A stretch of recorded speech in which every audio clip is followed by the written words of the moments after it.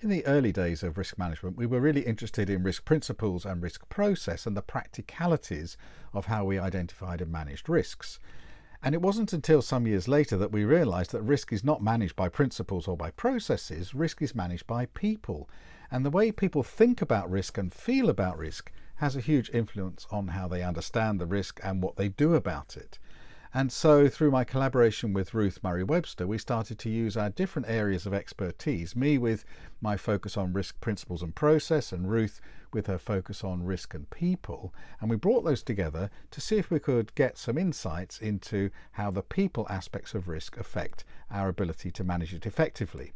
And we wrote 4 books together, which are described in this playlist and also in the comments below.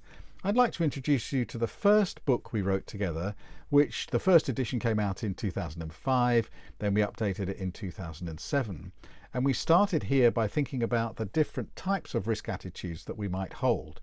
We defined a risk attitude spectrum from people who are very, very cautious to people who are very adventurous, and realised that where we are on that spectrum very much depends on the circumstances, on what our objectives are, what our situation is. Sometimes we're very cautious about something and sometimes we're more adventurous. Sometimes we have no strong feelings either way. So whether we're risk seeking or risk averse or risk neutral or risk tolerant very much depends on the circumstances and our approach to them.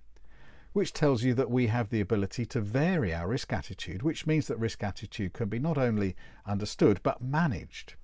And we started to think about ways in which we might understand and manage our risk attitude in a way that would help us better understand and manage our risks and manage risks more effectively.